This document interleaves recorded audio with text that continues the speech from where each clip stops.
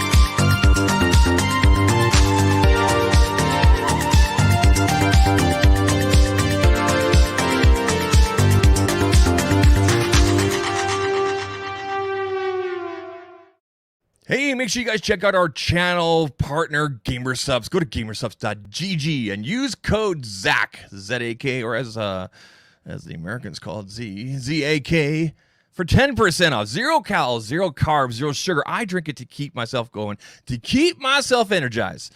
Check them out, gamersupps.gg. Use code ZAK. Oh, there I was. Hello. We're going to get started right after this.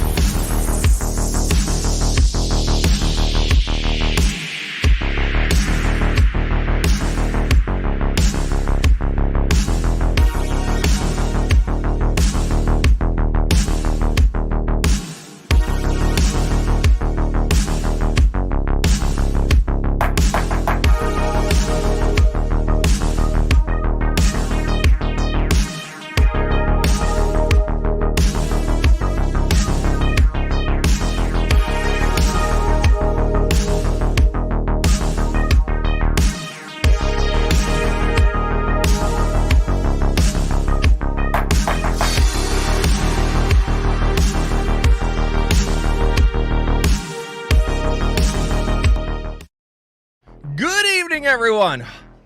Sorry if you're wearing headphones. Welcome to ZAKtalks Tech. Yes, it is a Wednesday, February 3rd. Oh, look at that. A new angle. Hi. You guys can see how messy things are here. Welcome to ZAKtalks Tech. It's Wednesday. We're going to have an interesting conversation tonight. But first, I need to give a quick shout out and a thank you to our streaming sponsor here for 2021 and beyond, hopefully. StreamYard. If you want to stream just like I am right now, check them out. You pick a camera, you pick a microphone, and away you go. Very simple to use. It's what I'm using here. Well, I'm using some other tools as well. But you can be a cool streamer like me or whatever using StreamYard. They're free. You guys can use them for free. And then you can pay for other things. But you can stream to multiple locations. For example, tonight we're live on YouTube and Twitter. I mean, for now, I think the Twitter thing dies at the end of March. Hopefully they figure things out. Anyway, shout out to them. Thank you, StreamYard, for hooking us all up. Hey, everybody, check it out. I'm wearing a hat here. DJ AUDIO1. He is El Jefe Reviews. You guys all know El Jefe Reviews. We love El Jefe Reviews. He is El Jefe's brother. He streams on Twitch and whatnot. Now, back on New Year's Eve, unfortunately, he had a stroke. He had some setbacks here, and he's getting better. But if you want to help support DJ AUDIO1, Alex is his name.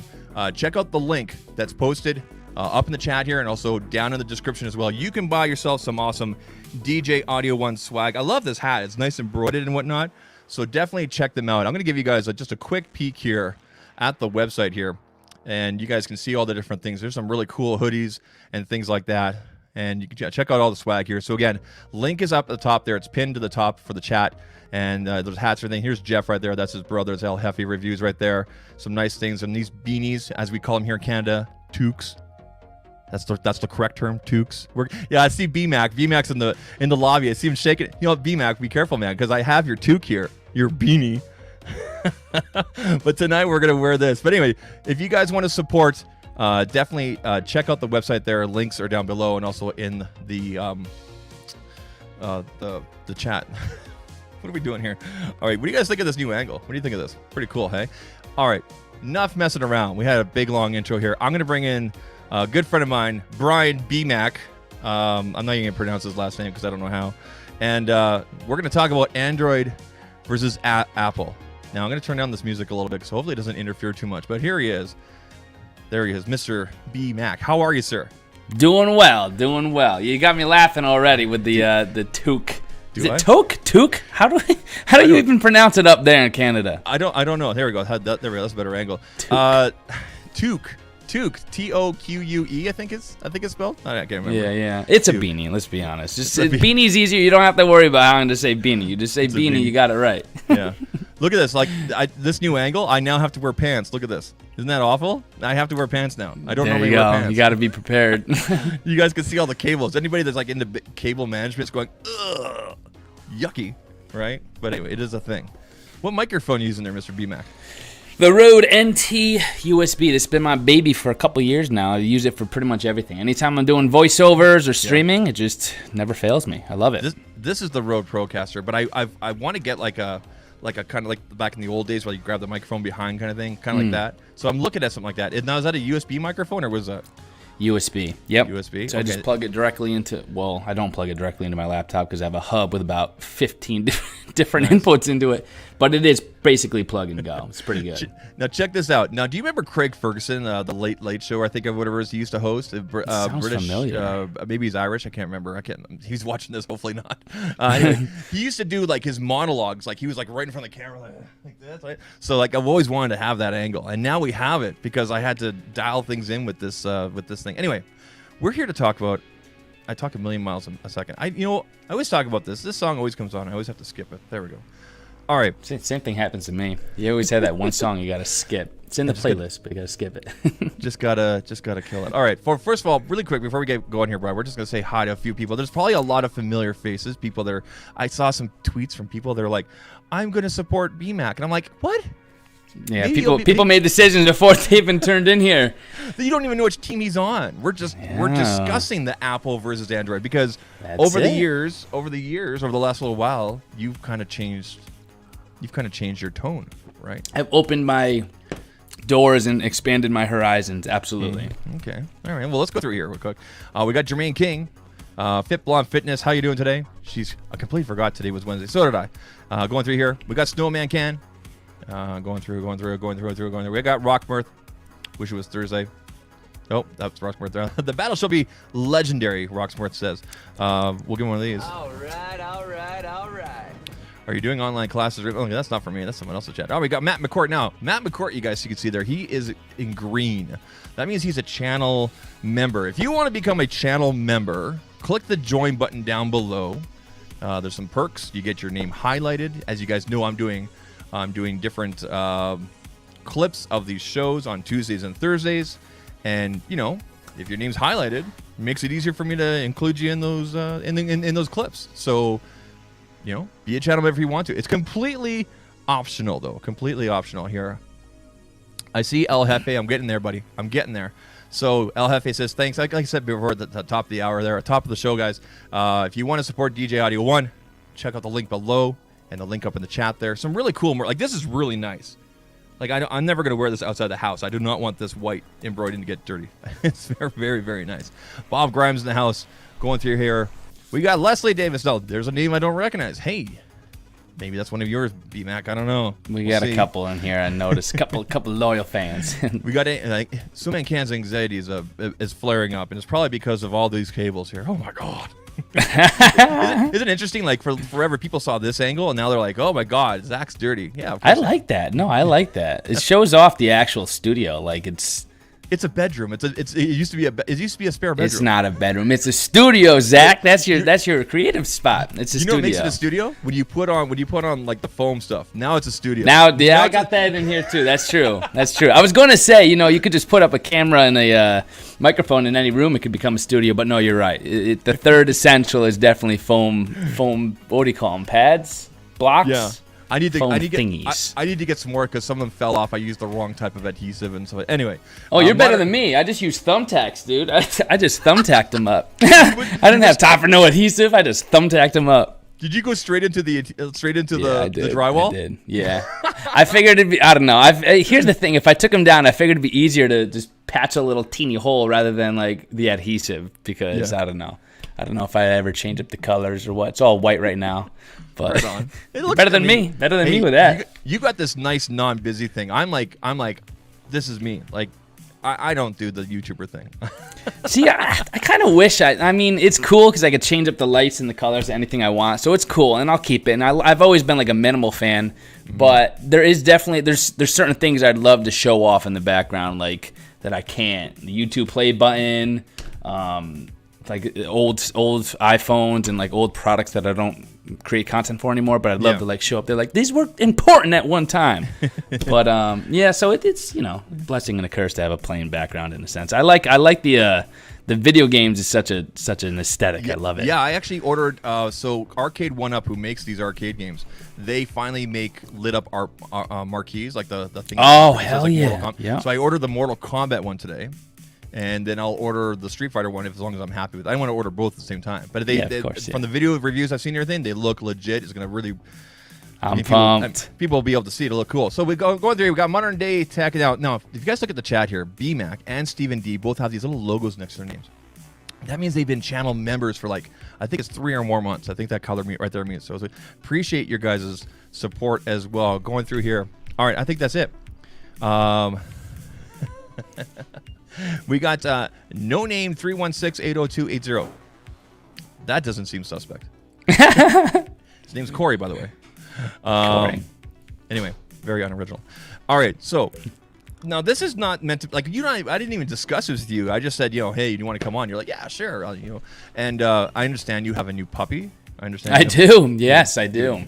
Yeah, what's his or her name? I can't remember. Oscar. Today was actually, he's probably one of his worst days. He was naughty today, but he's 13 and he's a Jack Russell Terrier. It's been interesting. My sleep schedule switched. I wake up before it's light out now, which is new to me. So why'd you name him Oscar? It's a funny story. I don't know. When I was a kid, I've always wanted to be an actor, and it was like a life goal of mine to get an Academy Award, an Oscar. And I kind of gave that up to do what I do now, which I think is more realistic and better for my life goals. And so I may not have gotten an Oscar, but I got an Oscar, so it's all good. I love your content. I can't remember how we first connected, but I'm glad we have. I hope that you get out to CES next year because you know the way things are going right now, it looks like there will be a physical CES. I'm very jealous that I missed. Not to cut you off, Zach, but I'm very jealous that in 2019 I missed ripping some shots with you and El Jefe out there. So I think it was last night. You guys were doing that, right? The last night there. I mean, we were. You have to stay brand friendly here. We were drinking water. Water. The water shots. We had a good time. Hey, check this out, everybody. Down in the description, you'll see a link for this right here. This is the Divoom Pixoo-Max. They sent this to me. It's like a. You guys see it responding to the sound? It's like a LED sign thing. Like you do different figures and everything. I didn't want to put anything on there that could be copyright. But anyway, if you guys want to check that out, wow, that's going to the music right now. It's going to the sound of my voice and everything. So. Yeah, let me just switch you guys over here. So that's cool. Yeah, so like it's responding to my voice right now, and if I tap this, because the music is internal. Cool. The music is internal right now, but there's different different things. But it's a big old LED thing, and you can hang it up, and there's like a little. See, like little things like that, man. That's awesome. Well, they Divoom contacted me and like, can we send you this? I'm like, what is this? And I looked it up, and I'm like, yes, if it's bright, and it shows off colors. Send it to me. So I set it up, next, just below. I got Baby Yoda. Baby Yoda. You see Baby Yoda up there? Baby Yoda, you can barely see. He used to be down here. He's in the back now. He's taking care of things. Anyway, we're 16 minutes into this. We haven't even talked about Apple. Okay, so like this is what we do here, right? Anyway, so So I had another idea for tonight's stream, but I'm like, no, I want to bring on my boy BMAC because I don't think you've ever been on a stream with me. I think we've been on stream. We've been on other streams together, but not like mine or yours. Yeah, you're right. Wow, that's wild. So first of all, I want to congratulate you. You're like on the cover of like Amazon Live. I saw it. I opened up my Amazon Live here. I'm like, I know that dude. Yeah, it's funny. I've been getting tweets here and there and like texts like, isn't this you? I'm like, oh yeah, I guess it is. Because they told me they were going to use my headshot and my content for some promotional purposes. And obviously anytime Amazon wants to do that. It's a total professional headshot, dude. That's awesome. It's pretty good, right? Yeah, it looks good. Proud of it. I mean, you're having some success over there? You're making some sales and things? Yeah, Amazon's been going really well. It's fun. It's exciting. Obviously, it's mostly live streaming. So it's just been fun to just hop on there and just chat with people. We have a couple people in the chat, Leslie, Corey, who join in. And we just talk about different products, answer questions. It's a really cool way to kind of just in an informal way just talk about products and be able to help people live. And it's the nice a thing cool is concept. The nice thing is that you're at Amazon, so the people are probably already there prepared to purchase, but they want to know a little more information. Like you can only get so much from, reading a review or maybe watching YouTube. If they could ask you live, that's really helpful. That's a good value actually. That's really good value. Yeah. It's like kind of the way I always explain it to people. It's like QVC, but with like a direct line to the hosts of the show and being able to answer questions. It's cool. It's exciting, it's good. Steven Z says, where did you get the Baby Yoda? I don't know. It was a Christmas gift. It was from Santa Claus. Literally. It's just to Zach. Merry Christmas. All right. So the reason, like, this is not supposed to be a debate. I don't even know if this is, like, I don't even know if this is a thing anymore. I know it is across, like, maybe really hardcore tech nerds and geeks and everything, and that's okay, right? Yours and my comment sections are always full of, I'll give you an example. There's one gentleman. Sometimes he goes by the name Note 10 is boss. I think I've seen something. Yeah. We're gonna poke fun at him because I have him on mute and I don't care, and he's actually pretty cool anyway. But I mean, that's an example of somebody who's like on the extreme side of like Android and everything like that, and that's okay, right? But so let me ask you this to start with, Brian. Is Android versus Apple versus Android still a thing, or does it depend on the circles that are talking about it? What do you think? The most succinct way I can answer that question is that outside of the ecosystem, no. I think what it all boils down to is the ecosystem, and when you look at that, I think that's where it basically starts to have argument points for each side. Okay. Is that a proper answer? Does that make sense? Well, I don't think there's any proper answers. I'm like, no, that's not that's wrong. So are you talking about like when people are talking about like versus in terms of the ecosystem, like versus each other, or do you mean in general tech consumers, or within like us tech nerds? Like, how do you mean? So, for instance, I'll use myself as an example. I would probably go on the record to say The main reason why I don't use an Android as a daily device, for me personally, is because of iMessage. And you can look at iMessage as being part of the Apple ecosystem. And I look at ecosystems as a unique way where different products and services could work together, but at the same time, they're dangerous in a way because you could be locked into them. iMessage is a perfect example of that for me. And then, of course, you have the AirDrop as well. There's so many times where I'm just airdropping files between my devices. If those two things, which I don't think will ever happen, I don't see a reason why Apple, from a business standpoint, should do that. But if those two things ever got opened up to Android, I would probably, right now, for the S21 would be my daily phone right now. But outside of that, a Pixel device probably, just because I have so much respect for what those phones do. And kind of what you touched on earlier, I made a decision a year or two ago to look into the different phones that are available on the Android side of things. And I'm like, whoa, like once I actually started to realize like how cool, and people used to say like, the biggest thing is customization, and that's still very true, but there's just so many things, like even like haptic, something as simple as haptic feedback in the keyboard, which you can't get on iOS unless you use something like Gboard. It's a simple feature like that is like, I love it. It's like, that's just like, yes, you could have that if you want, just without installing anything outside of what natively comes with the phone. Little details like that make the experience very fun on Android. But again, it boils down to ecosystem, just the ability to have iMessage, those effects where you could reply now with iOS 14 directly to other individuals who are using messages, iMessage. Do they even call it iMessage anymore, or is it just called Messages now? I think that's the official name on Apple. Yeah. Yeah. So that's my answer to that. If that makes sense to you. No, it makes total sense. Like I think, like obviously there's room for content like that, like within our space on YouTube, where this Apple iPhone, like the newest 12 Pro Max, for example, versus the 21 Ultra, right? Or the iPhone 12 Pro or regular 12 versus the the S21 or 21 Plus. But like you said, it comes down to like almost individual ecosystem. Like how many people are actually walking into a carrier store? Because majority of people are getting their devices through a carrier store. The majority of the public, the people that Samsung and Apple and the LG companies that everybody's looking at when they're selling their devices, the majority of these people are walking into a carrier store and getting their device. They're not necessarily buying it outright. How many of those people do you think, Brian, are like going in and going, should I get a Samsung or an Apple this time? Because I think we already know the answer. I mean, the majority of people are going to stick with what's familiar. Would you agree? Yeah, absolutely. Like, to use my grandmother as an example of all people, she was one who was using a phone that was it texted. It was a flip phone. It was obviously just the most minimal thing ever. But a couple years ago, she got an iPad, and she was used to now iPad OS, what at the time was iOS, and she liked the user friendliness of it. So when she needed a new phone, I'm like, Grandma, like especially now with everything going on, I'm not going to say the word, the bop going on.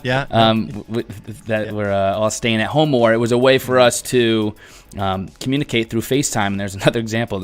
We could just FaceTime, and it's like, because you literally just press my name in FaceTime. That's another, you could consider that part of the ecosystem, even though again there's third-party apps. Have you tried Google Duo across from an Android to an Apple? It works really great. Yeah, I think I did that on the Samsung Note 20. I was trying that with.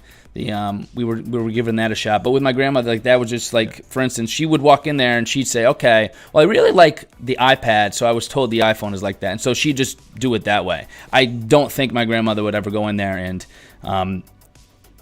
pick, I guess you could say, one or the other, but just what's, like you just said, what's familiar to her was iOS because of her iPad experience, so she would have picked that. And obviously, I told her what to get, but if it wasn't for that, then that would have brought her to the right decision, I think. So going back to kind of the top of the conversation, if you were stuck on a desert island and you could pick either an Android or an Apple, you couldn't even pick one or the other. Coming up with the fire questions. Oh, geez. I'm going to put my head backwards for this. Getting crazy around here. Which one would you pick? And switch why? It around. Get serious real quick. Okay, well, you watch out because I might actually break out your hat, but your toque. I wanted to show off the other logo on the other side. That's the real reason I did it. The toque! I should change it. I should write in the description of that on my merch website. And for my Canadian friends, this is also called a toque, in case you were wondering. Anyway, to answer your question, if I was on a desert island, what would you pick? The one with the biggest battery. Come on. I think I would just still have to pick iPhone. Yeah. I mean, here, I'll be honest. Like, yes, I've become familiar enough with Android phones to be able to review them, but it's still somewhat new to me because I've been using an iPhone since 2010 or something like that. So, yeah, around 2010. So I've been using it for what, going on 15 years almost. Wow. Okay. Well, it'd be 12, I guess. I don't know. I can't do math tonight. But so I'm familiar with that, and I don't think the desert island would be any place to really look at the different intricacies of the details and the settings of the Android OS. So from that standpoint, I'd still pick an iOS device, so it'd have to be the iPhone. So it's interesting. I've talked about this in other streams, like on Painfully Honest Tech and with our friend Viper and things like that. During the day, I'm always grabbing my Android. Like, so recently I got the S21 Plus. I've had it for just over a week now, 8 days. And to sum it up, I love it. But there's some drawbacks. That'll be in the full review. However, and again, trading in my Note 10 Plus, which I've had for over a year, to get this was hard because the Note 10 was such a beast and it was so dependable. But because I had such a great experience with the Note 9 and the S8 Plus before that and the S9, right? I'm confident in Samsung. Anyway, that being said, during the day, I'm always grabbing this. However, there's one reason why I grabbed my iPhone, and this is the iPhone right here. This is an iPhone 11 Pro Max you guys are watching on this angle right here. So cool. So cool. That's so cool. Look at the mess. It's so cool. I can't wait to replace this right here with an M1 Mac Mini. Because, I mean, I don't go anywhere anymore. And if I do, I take my iPad with me. But anyway, when I went down to Mexico, I took my iPhone 11 Pro Max. Why? Because I knew 99.9% of the time when I took a picture with that, because you're Mexico, you're on vacation, you're going to be going places, I knew that the pictures would come out solid. Like, I remember all you the time. saying this. I specifically remember you doing a video. I went into the ocean with it, which you're not supposed to do because it's salt water. But then I washed it off underneath the It was so funny because I dropped it in the waves by accident. I grabbed it before I went out into the into the Gulf there, and I grabbed it, and then I went up to where you wash off after under the fresh water, and I've got it like this, and everybody's like, "What are you doing with your cell phone?" And I'm just like, "It's okay. It's an iPhone." Right. And I was swimming with it and everything. You know what the thing is, though? I forgot to take video, like diving into the water and thing. But then again, nobody wants to see me in a swimsuit. So anyway, in that particular instance, because I was going to be so photo dependent, I grabbed the iPhone. But if it was me on a desert island, because I can do 99% of the things that I do through an Android, I would grab this. So that's very interesting that you would go for the iPhone. That's not to say I couldn't with the iPhone, right? But I find that functionality wise. But that's also interesting on the other hand, and I think you can agree with this. You were talking about AirDrop before and things like that, specifically AirDrop. As a creator over here, I'm always grabbing my iPhone because then I can drop it to my Mac and then edit the videos. I could do the same sort of thing with this. However, I have to wait for it to go to the cloud, then re-download it. I could plug it in, but that's also a mess with Mac. With an Apple, it just makes it simple. So when it comes to creativity, when you're out and about doing things, I mean, I know that normally you're probably grabbing like a regular camera, but would you gravitate towards using an Apple or an Android when you're creating? For the longest time, believe it or not, for like if I was doing Instagram stories where I wanted portrait mode. And even still, if I wanted to do portrait mode, it'd be the Pixel device, namely the Pixel 5. That would and still is my portrait mode picture taking device of choice. However, with ProRAW coming out for the iPhone, that has changed everything for me, and I'm not going to break down the whole reason why. I'm gonna put you on the spot because it's fine. So I was really on the fence between trading in my 11 Pro Max and getting a 12. And honestly, the only real difference, other than there's a lot of difference, obviously.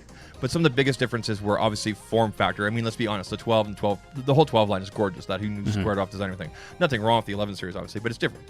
But I mean, obviously they introduced the whole ProRAW thing, right? With photos. Now, unfortunately, they couldn't do it with the 11 here. But anyway, and my thoughts were like, I can't take advantage of that ProRAW. Whoa, what's going on here? And so, I mean, if you could basically sum it up, like explain it to me like I'm 5, like they say on Reddit, what is ProRAW? Like, Like, Sure. what is that? If somebody wants to know, because you edit your photos, but let's hear it from you. Yeah. So raw photo taking is basically just the full sensor readout, essentially, of the photo you're taking. So this was something that was introduced into smartphones a couple of years ago. The iPhone finally provided raw support for photo taking, but you had to download a third-party app. I used Halide for the longest time in order to do that. Now, the thing is, I was always conflicted because Apple, as we know, came out with different image processing processes such as Deep Fusion and Smart HDR where computational photography really started to show. But I was like, all right, do I want to have the ability to really have the most dynamic range, or do I want to take advantage of those image processes and preserve the Deep Fusion for detail and a Smart HDR for getting beautiful skies? But then ProRAW essentially takes the image processing that Apple applies to its photos, such as Deep Fusion and Smart HDR, and embeds them into a photo, but saves it as a RAW file, which you could therefore import into Lightroom like I use for editing my photos and have essentially full creative leeway. Now, the reason why anyone would want to edit RAW photos is because that's going to give you more dynamic range, but also more creative control over actually getting a stylized look that you want. Okay. So basically, it just preserves the best of both worlds. Pretty awesome next level stuff. I never used to take any photos with the native camera app on my iPhone, and now I do it every single time because I make sure. I wish that you have to sometimes enable it. For some reason, I think it's like after a certain amount of time or after a certain number of times closing the camera, it gets disabled. I wish you could just leave it on by default, but as long as that RAW, you can see it in the top right corner. As long as that's enabled, I'm taking on the native camera app. So it's the RAW. There's nothing processed, like you said, like with even though the processing on iPhone is pretty awesome. Yeah. Right? See, it's processed, but it's not. Yeah, it's a conflicting kind of thing to wrap your head around. But it's got for instance, sometimes you take a photo, especially if it's winter, and it's too blue, right? That's white balance, and typically if you're editing white balance on a JPEG, it's going to skew all the colors in the wrong direction if you try to warm it up. It just won't look natural. If you do that on a RAW photo, you don't have to worry about your white balance because in RAW photos, you could change that white balance to be exactly where you need it to be without putting any kind of weird color casts.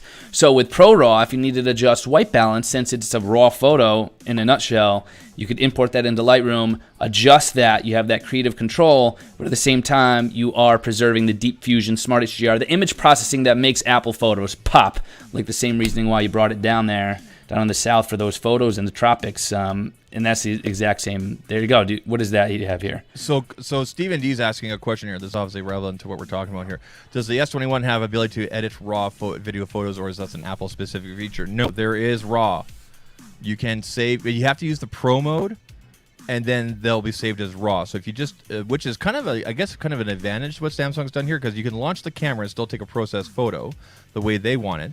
But then if you go into RAW, like it says, the writing here, in case you guys can't read this, says save JPEG and RAW copies of pictures taken in Pro mode. So as long as you're using the Pro mode, you can get that RAW. And then of course you would want to turn on HEIF, so for the high, for the capacity there and whatnot, because it's going to take up a lot of room. Because like, how big are those files when you're saving That's them? the thing, right? and that's huge, the reasoning. Right? Yeah, I think from my experimentation, they're between 20 and like 35 megabytes on average per photo. So I think that's the reasoning why Apple doesn't let you just leave it on, because we know that's what Apple does. Apple wants you to be able to just have the device, have it work, not wonder why your space is filling up. However, I do think, and then there's the argument that pro devices aren't actually for pros, but I think that you should have the option on something like that where people aren't going to be using Pro RAW if they're just going to want it to work out of the box, to have us, like as professionals, have it toggled on like permanently, but between 20 and 35 megabytes. So it does fill up, definitely. Per photo, 25 and 30. Per photo, Holy, yeah. Wow. So I haven't tried the Pro mode, or I haven't tried the RAW mode on my S21. Might be something to try, but again, for my content here, I'm trying to take the point of like the everyday person. Most people probably wouldn't turn that on. However, there may be people that are interested. Let me ask you this: when you're editing your photos, what app are you using? Like, are you using your iPad? Are you using Photoshop? Are you using Darkroom? Are you using Adobe? Like, what's your go-to when you're editing those RAW photos? Lightroom and Photoshop only. Lightroom and Photoshop.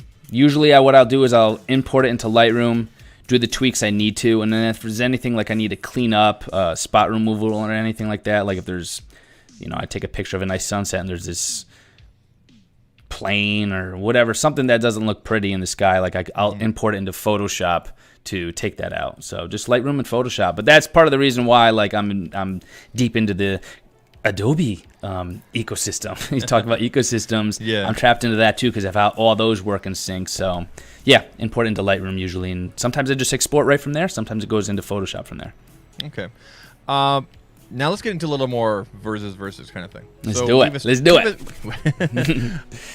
I didn't line up any questions at all. I'm going off the top of my head here, folks. No, that's how it should be. Yeah. No, I'm actually looking. Are you? I thought you got it. I've got some general notes here, nothing big, So we've established that I would grab an Android if I was stuck on a desert island. You would grab an Apple. Let's say there's that first time they're going from like, I don't know, like you said, like a flip phone. Right? Or they're going from something ancient. Let's say they have like a BlackBerry. Sorry, BlackBerry. Seriously though. Sorry, BlackBerry. I'm Canadian. I have to be nice to them. Sorry, but seriously, what the heck?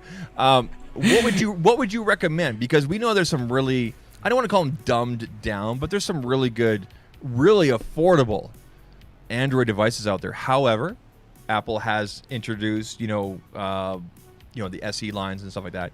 You can buy, for example, if you look at the Apple website right now, they list the 10R still on there and the 11 series, not the Pros, not the 11 Pros, but they go 10R, 11, and then they go 12. What would you recommend to somebody, Android or Apple, and why? Which side would you recommend for someone who's like first time smartphone? They finally have to get a smartphone. They don't want to get a smartphone. They just want to make phone calls and just maybe take some pictures, maybe go on Facebook, play Candy Crush. Do people still play Candy Crush? Anyway, you know what I mean? I don't get any more Facebook notifications for that, so I don't think so. I turn off all my stuff, man. The only reason I have a Facebook is for my page, which I don't. Same. I use it for Marketplace only. I actually just picked up weights today for it. Picked up weights? You're going to pump it up? Home gym, baby. I've been noticing I've been losing some gains. Nobody's complimenting the biceps in my videos anymore, so it's like I'm losing it. You and I are connected on the Apple Watch. Yes, we are. And I always get the notification. BMAC just finished a workout. It's like weightlifting. And I'm like, whatever. You probably haven't gotten one in a month and a half because I haven't worked out in a month. I get Canoopsy all the time doing his daily run. And I'm thinking, I haven't even had coffee yet.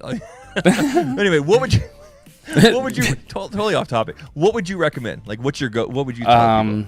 Well, again, I'm going to use my grandmother as an example. If my grandma could go from a flip phone to being able to FaceTime and call me with the iPhone SE, I'd have to say the iPhone SE. The reason why I've, in recent years, started to work with Android phones and review them is because I think they do, and I keep using this word, but they expand the horizons of what you're capable of in a smart device, and I just love the power that they provide. And that's not to say there's Android phones that are sufficient for just the everyday user's needs. Someone like my grandmother, someone who's not as old as that and just wants a simple phone. But I just think that's something I've always been attracted to from day one when I got my first Apple product, the user-friendliness of Apple devices. So it was super simple. You have a icon for the phone. I literally sat my grandma down and I told her this. You have an icon for the phone. You just click that. Here's your favorites you could set. We're there. Otherwise, you could just go through your contact list by doing this. And then at the end of the day, I'm like, oh, but you've been using your iPad. You could use Siri too. So whenever she doesn't know what to do, she'll ask Siri. And there's limitations there, of course, because Siri's Siri. But for the most part, with anything that she wants the phone to do through Siri, she's able to do that too. So I'd have to go with the SE. SE? Now, if there was an Android you could recommend, is there a particular Android you would recommend? Like, I know you would obviously go, and that seems to make sense. Like, I would recommend an iPhone to my parents as well, simply because my dad has a MacBook, my mom has an iPad, and it all works together. But if it came to Android, based on your experiences, what would you recommend? I would hesitate. If we had the Pixel 4 and the 4 XL, I would have hesitated. But now with the Pixel 5, I think what Google did with that phone was they tried to create a phone that just worked, right? And so that's why they don't have crazy kind of variations. They just have it kind of, it is what it is, and you could use it if you want. I would have to go with Pixel 5. I think it's a great size. I think the fingerprint reader on the back is super easy and perfectly placed. It feels great in your hand. if I had to recommend one, I think that'd be the best one for someone who wants to just have a basic Android phone, but with a little bit of power on the back end if they wanted to start taking some photos. And my grandma's taking photos now on her iPhone SE, and she's able to take impressive photos that she obviously never was able to do on her flip phone because the phone's doing that for her, the image processing. So Pixel photos, iPhone photos, you can't really go wrong either way. They're both super good. In fact, I did comparison tests last year between the 4 and the iPhone, the Pixel 4 and the iPhone 11. I digress. Anyway, point is the differences were pretty negligible, and so you can't really go. It depends on. It's going to be personalized and subjective, of course. I'd have to recommend something based on their experience, but it'd be either at this point Pixel 5 or iPhone SE, which is funny because there's a price difference there. But I just love the Google way of things, and I think the second. People are probably going to disagree with this, but I think personally from what I've seen, at least the people I've known, the second most popular ecosystem would probably be Google. So if there's anyone who's using their Google Docs, everything would be lined up that way too. I would agree. I have the Pixel 4a. This sent it out to me, a gift from Google. And I combine that with the Moment lenses, the Moment lenses. Oh, yes. Yep. And that is a total cheat code to take product photos. I've showed some stuff on my previous stream. If you guys want to check it out, go ahead. I'll leave a link for you guys down below here after the stream. What a cheat code. And even the Pixel 4a by itself is a total cheat code. Both the 5 and the 4a and the 5 were total home runs last year. Shout out real quick to the 35 of you that are watching on YouTube. And there's 5 of you, the total of 40 people on Twitter watching tonight. I appreciate all of you guys being here. That's awesome.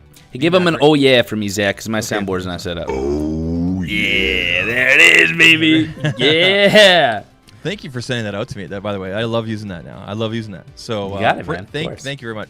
Okay, let's go into some pros and cons. We'll try to wrap things up here. It's already been 40 minutes. Can you believe it? Flies by, man. Wow, just when you're having fun with Zach, that's what happens. That's it. What are some of the good? I mean, okay, that's too easy of a question. Let me ask you this, because you're more pro Apple.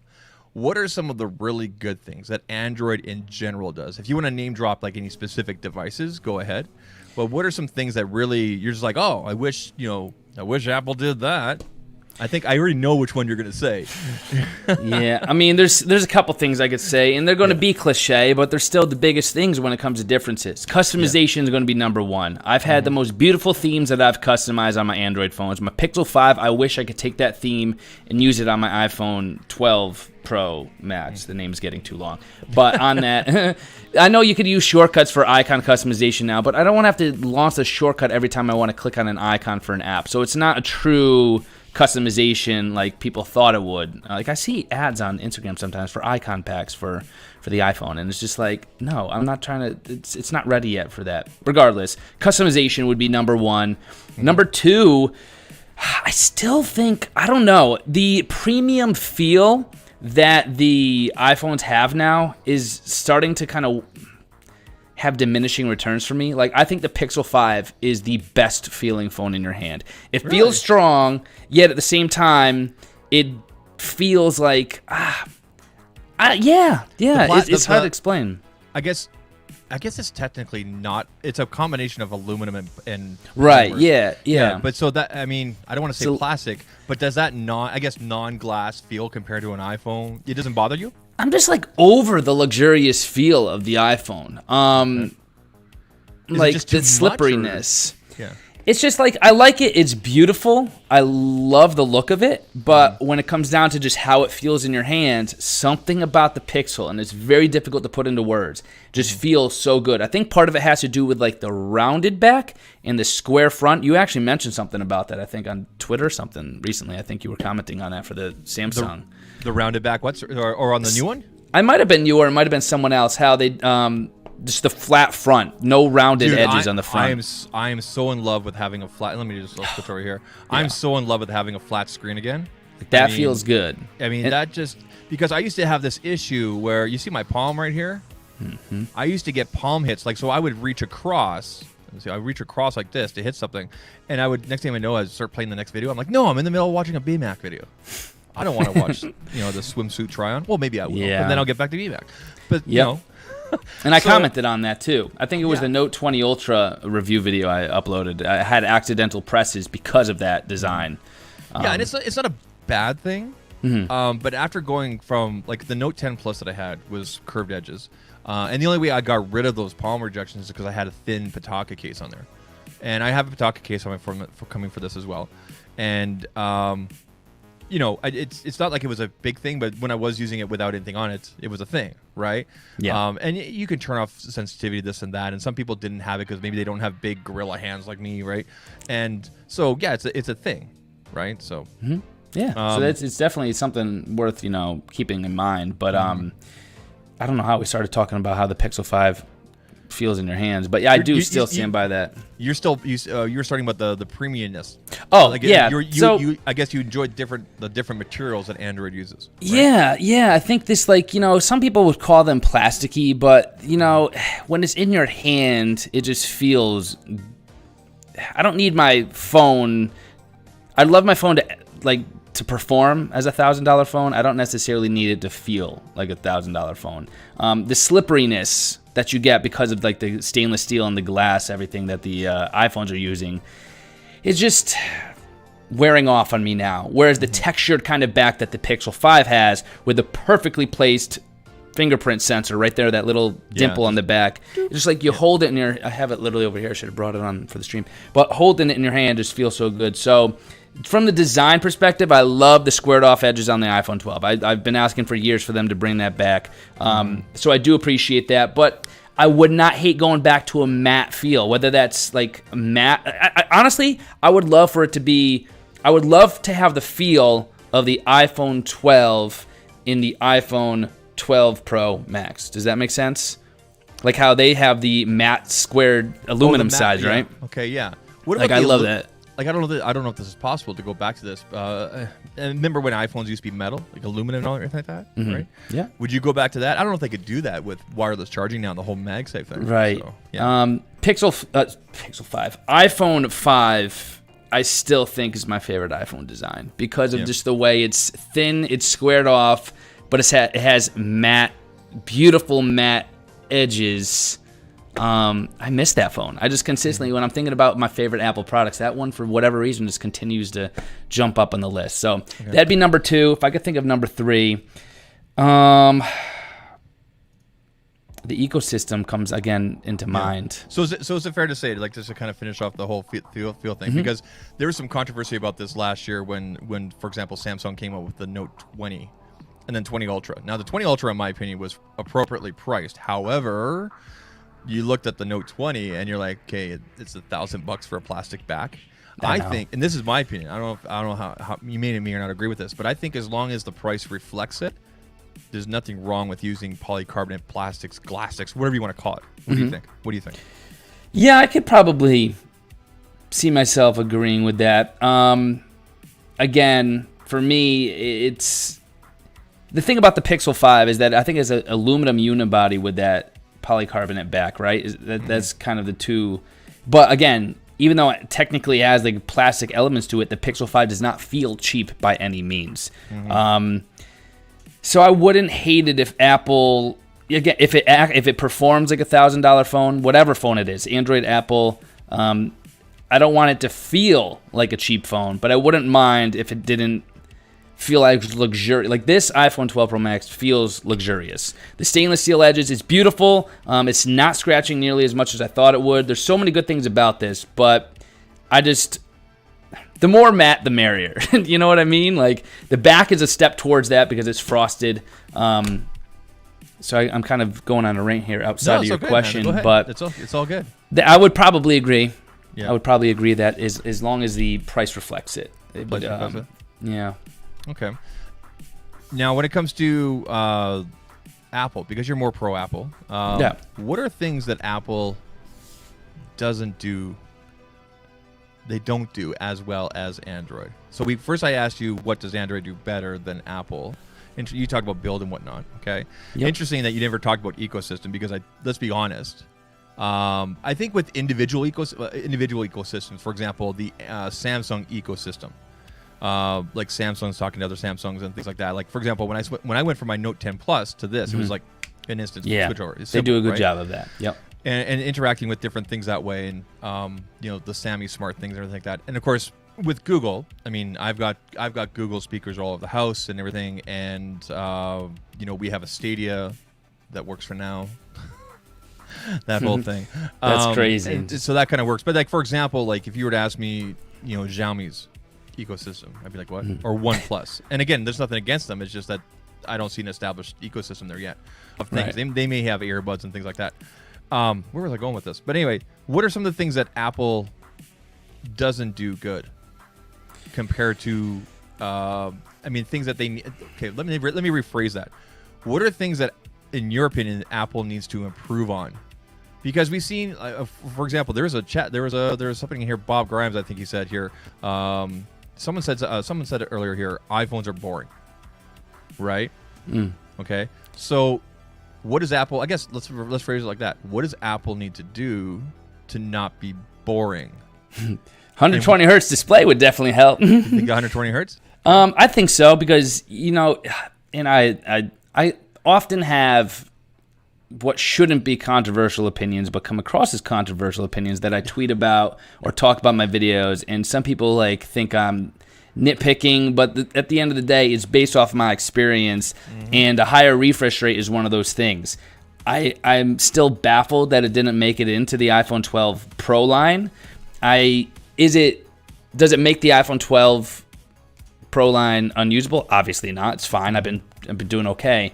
But when you compare it to the experience that you have on something that has like 120 hertz refresh rate, or even something as high as, I think it's 144 on the Xiaomi Mi 10T Pro that I tried out this past fall, it's just it's responsive, it's quick, it feels like a $1,000 phone. Yeah. Whereas not so much. As great as the iOS new releases are, there's still a datedness feeling with some of those simple things and those tweaks and those.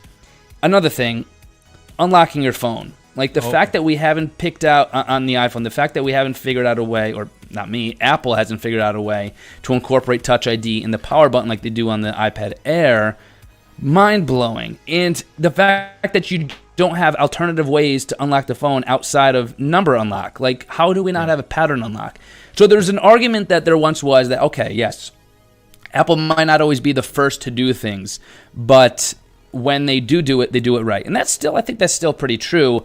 But it's getting to the point now where there's little things that do take far too long for them to implement. Something like a pattern unlock, which is sounds crazy, but one of the little things when you're picking up your phone that many times per day, especially when you have a mask on and you can't get into your phone and you have to consistently enter the numbers. And I'm doing it too quick for the phone to even recognize it, so it takes twice as long.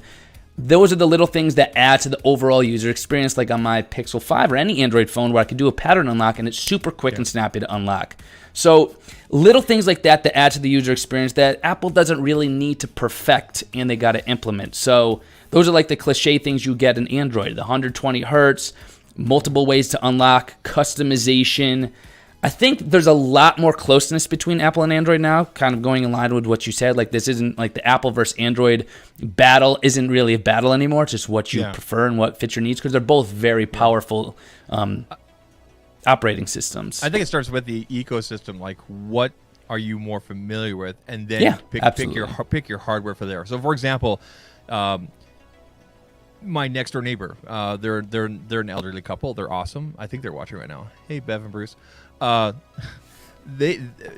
Bruce has an Android, but Bev has an iPhone 11. Yet she can go grab her grandson's or her son's iPhone 8, and it's familiar, right? It's the same thing, except for maybe a swipe up Face ID kind of thing, right? Which is super nice. Whereas, for example, if I grab this Android, it's going to be a different experience than the Pixel. Good point. Than the Xiaomi, than a OnePlus. I mean, there's obviously familiarity. There's some familiar elements here and there, but I mean, once you started overlaying different, for example, the Samsung experience, or sorry, Samsung. It's not called Samsung Experience, sorry, Samsung One UI. So it was TouchWiz and Experience, and now it's One UI. One UI is awesome, by the way. Remember TouchWiz back in the day? Wow. TouchWiz, but totally different than say what OnePlus uses. Yeah, that's a great point, Zach. I didn't even really think about that, but Like even like something like Nova Launcher, right? That's something like when I was first getting into it, and it's like that could completely change how you experience the phone. Yeah. And someone could, I could give someone my phone and say, hey, could you do this for me real quick? And they might not know how to do it, even though it could be the exact same model phone that they have. So, and that's, again, that goes in line with why Apple makes the decisions they do. They want to be able to have that where it's familiar and easy to use and user-friendly, and I get it. Yeah. But I do still stand by the argument that I think they started to create sort of a segmented pro area for their company where we have the pro line of things, which with something like ProRAW and all the explanations we've had with iPhone launches, where if someone didn't know what they were talking about in terms of computational photography and all that, they'd be like, whoa, what is going on here? So they clearly do cater to a professional audience. So I feel like it's cool to keep everything the same and have that kind of sameness so that someone could just pick up an iPhone and no matter what iPhone it is, know how to use it. But implement the features that we want as professionals for professional devices. Yeah, yeah. It's a difficult balancing act, but at the end of the day, I think you'll agree with this. Apple, for example, they don't listen to us. They don't listen to the tech nerds, right? They don't. They don't. 120 hertz. No. What's more important? Like everybody understands 5G. Like for example, if you were to ask your grandmother, do you know what 120 hertz is or 5G? She'd probably be like, I know what 5G is, right? Because of all the marketing out there. She thought 5 gigahertz on her Wi-Fi modem was 5G. I'm like, oh no, it's a 5G but 5 gigahertz. It's different than 5G, Grandma. Yeah. But yes, exactly. That's I had a couple of neighbors that were confused about that too as well. I actually had somebody in the chat one time who was confused. How come my Wi-Fi says 5G? I have 5G at home. No. Yeah, it's a little bit different. So, different. But it's interesting because you watch Front Page Tech. Oh, yeah. And whatnot, John Prosser and Byrne over there. Apparently, Touch ID is coming back to the iPhone this year. They're not going to. Apparently, they're not going to call it the iPhone 13, which I think is smart because some people are weird about 13. I'm not. I think 13 is awesome. So it'll be like a 12S model. So now, whether that's in the screen or if that's in the power button, I think it makes more sense to put it in the power button for an iPhone. What are your thoughts? I mean, so we've seen. Okay, let's back up a little bit. With iPhone 12 and with the iOS version that came out with then, I think it was 14 or whatever. We saw the introduction of widgets. Everybody was going nuts. Oh my God, widgets! And all the Android people, are sitting here going, yeah. Welcome to 2010, right? Or whatever, 2008, exactly. Right? So we've seen Apple like adopt and bring things in, and Apple is obviously very well known. I mean, this is admitted. I mean. They take what works and just make it better, I guess, in a way, right? When it comes, I'm gonna ask you about this. When it comes to widgets on the iPhone or widgets on the iPad or with Big Sur or whatever you're using, what does Apple need to do to change that or to make it even better? Or do you think there's enough third-party support right now when it comes to widgets? This is going to sound so simple, but get rid of the label. Like, why do I need a label underneath my widget? Like, yes. And that takes away from the widget experience for me. It really does. I'm going to open it up right now. Yeah. I think it's, the lack of widgets right now is, I think, to lack of app development for it. Yeah, I got to make sure there's no personal information. Okay, we're good. But like, for instance, I use Carrot 5, if that's going to focus for you. I use Carrot 5 for my widget on the top there. This is my home screen right there. Yeah. I don't mind it so much there where it says Carrot 5, but this one where it's Widgetsmith, where is it? Right there? Where it's simple, just like the day and the date. It says Widgetsmith underneath it. It's just tacky to me. And that goes for all these. Like, I know that's Twitter. We don't need a label there. So, I mean, that's a very simple, nitpicky answer to your question there. But that's one thing they could do. The rest of that, I really don't think it's so much on Apple's end of things. I think it's on app development. Like, app developers got to figure out how to utilize widgets for themselves.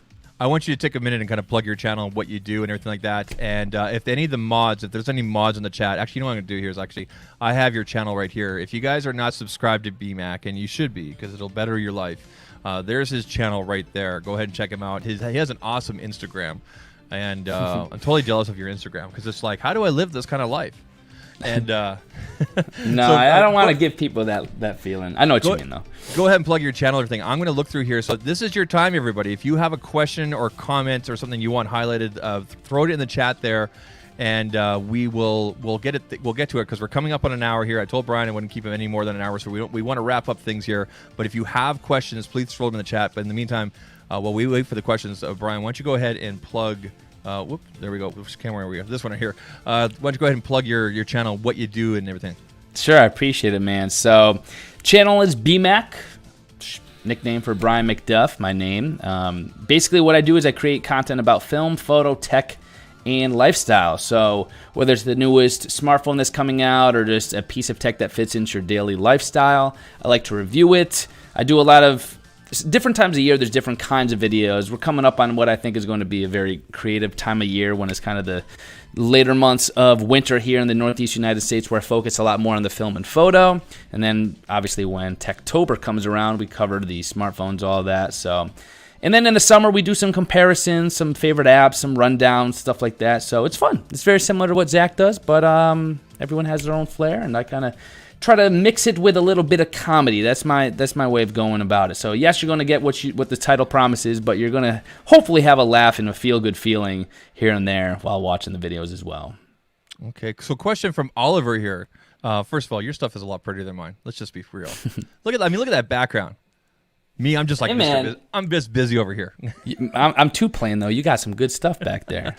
So, question here from Oliver, good friend of the channel, Vare.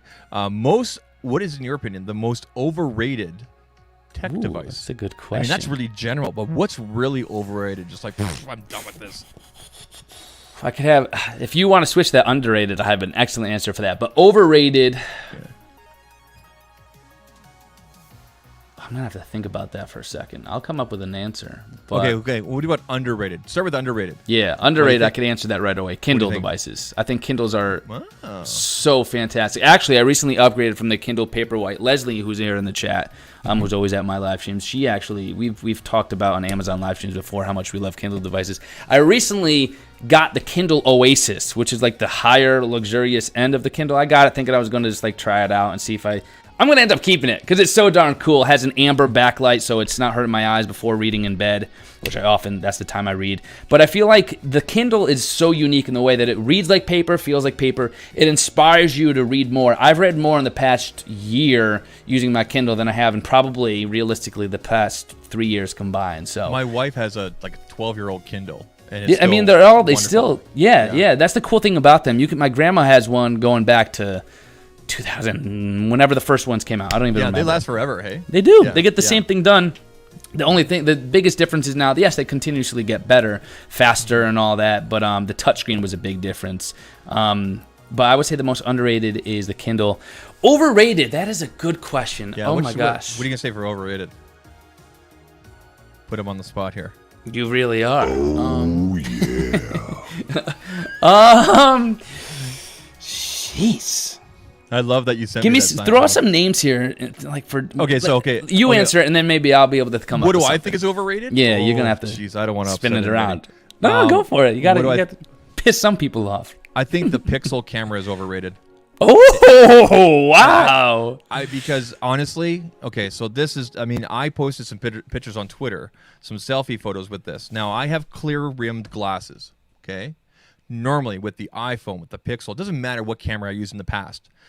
Because this is clear, they would be cut off. It would be blurred out, just like if the Pixel was trying to, get rid of the background, like Pixel, blur out the background, bulk of the background.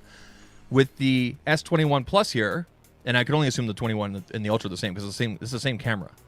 I have not had that happen with my glasses yet, and I've purposely taken pictures from side to side. I showed this during my last stream and some of my pictures here. And so, in my opinion, right now, when it comes to the selfies, this thing they made some major improvements with the software. I don't know if I don't know if it's a lens thing or whatever. I don't think it is based on what I've looked into, but they've made some big improvements.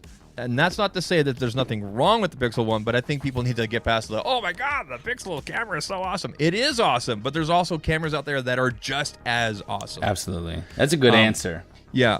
And so a question, we have another question here from, let's take a look here, going through. I came up with an answer real quick. I don't want to leave. Did you? Go ahead. Yeah. I could definitely come up with a better answer if I gave it more thought. But one thing that I think in 3D TVs obviously have phased out. One thing I still am seeing as sort of a marketing ploy are curved TVs. Curved monitors, I could understand because you're closer to it and it does make sense, especially on a gaming monitor. But curved TVs like that are going to be in your living room, overrated. I think that there's just no point. I don't trust the marketing behind that. I've seen them. I think that TVs, when you're more than 5-6 feet away, are meant to be viewed in a linear way. So this right here, you guys can't see. I wish I should have had an angle behind me, but you might be able to see a little bit from this angle here. But this thing right here has got a slight curve to it. You're close to it. Yep.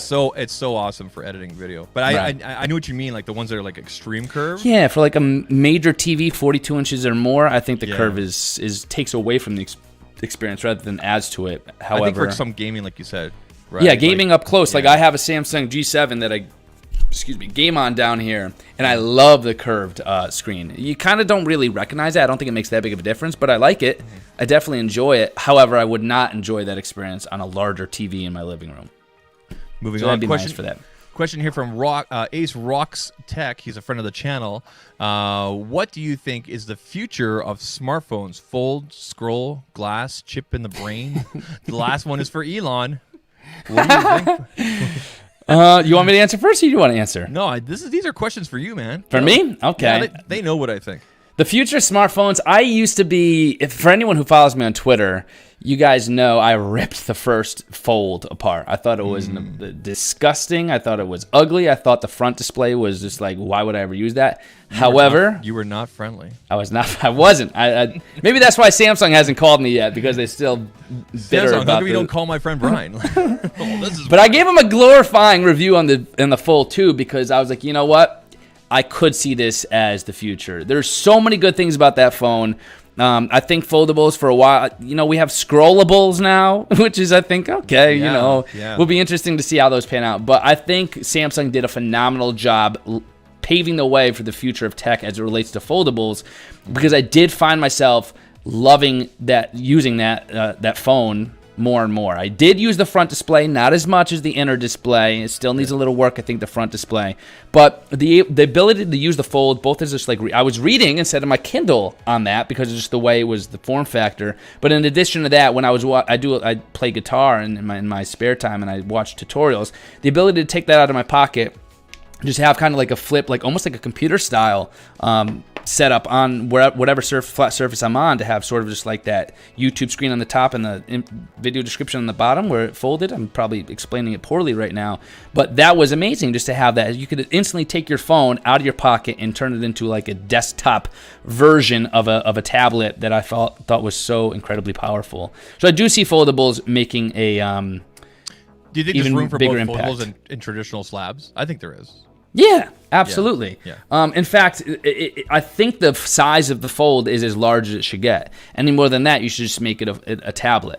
Mm-hmm. You know what I mean? I think the cool thing about the foldables, and namely the Fold, is that it does serve as a perfect middle way between a smartphone and a tablet, because you have the smartphone form factor, which is still a little bulky, but I'm sure that'll be worked on. And then you do have the mini tablet kind of form factor when you're looking at the inner display. Question from Neum Regan. Question for Brian and Zach. I'm not sure what they mean by this, but iMessage or AirDrop? I mean, they're both iOS. I mean, I guess, which one do you like better? I mean, it's kind of, you can't. I'd have to go with iMessage if I had to pick one of the two, if that's how the question is asked. I'm totally dependent on AirDrop because I'm like always recording. Like I have I have a little rig thing where I mount the iPhone. You do a lot of filming on your iPhone, right? I do a lot of my B-roll on there because people can't tell the difference. Because you can do 4K 24, you can do 4K 120 and then slow it down, whatever, right? Or 4K 60 and then slow it down to 24 or 30. I'm a 30 frames per second person. What about you?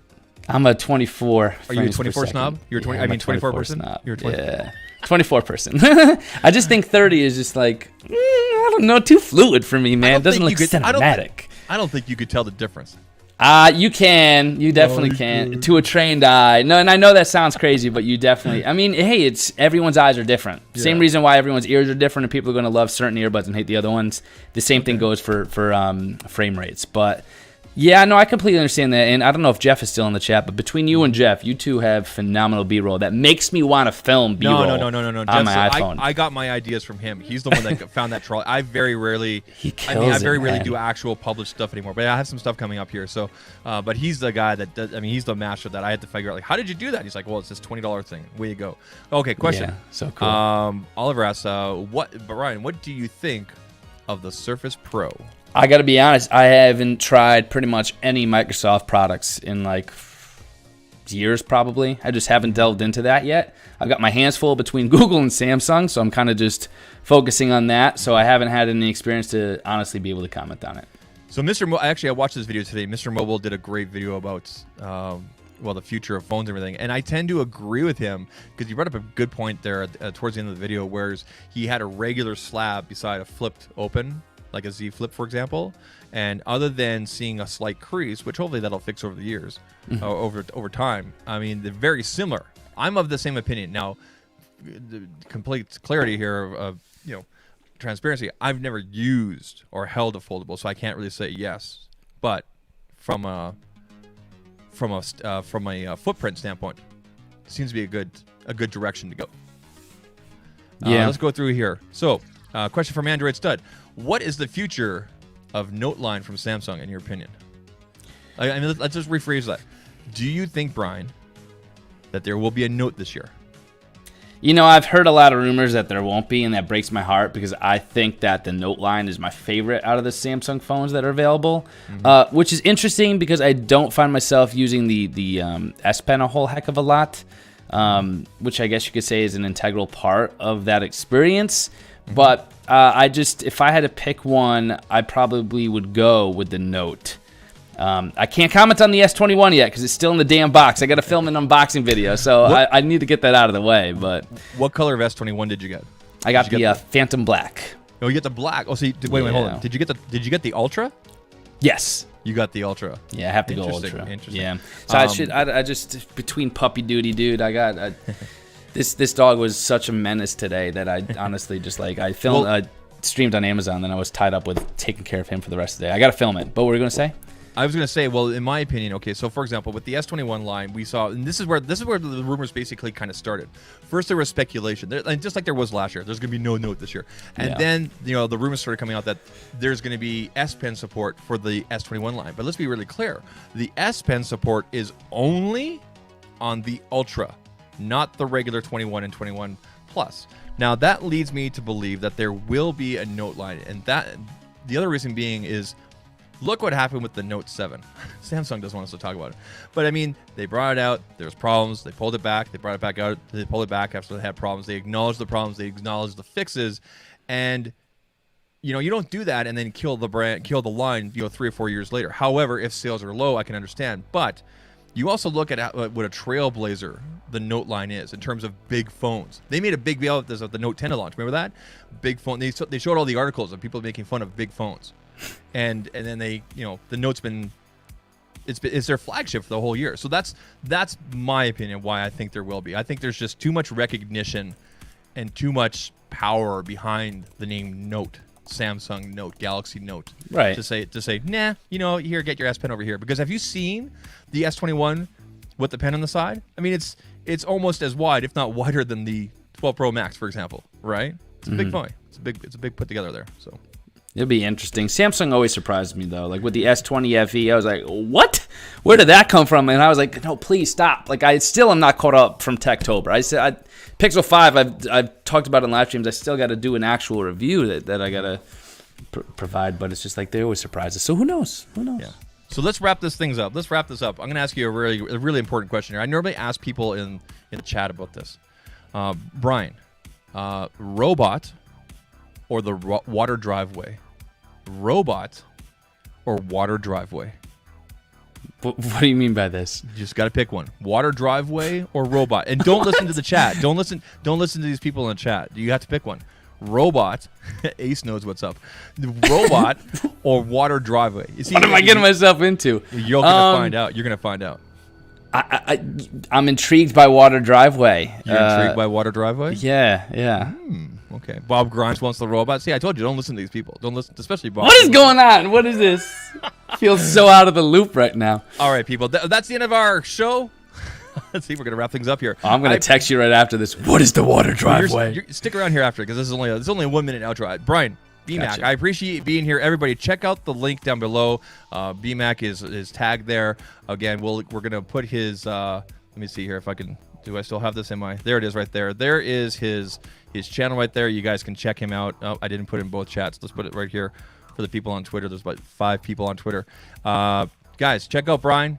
Go over there, say hi, leave him a like and all that kind of stuff. Give him a sub. Check him out. He puts out fabulous content. Brian, thank you for joining us. Thank you, man. Thanks for the kind words too. Appreciate you being here.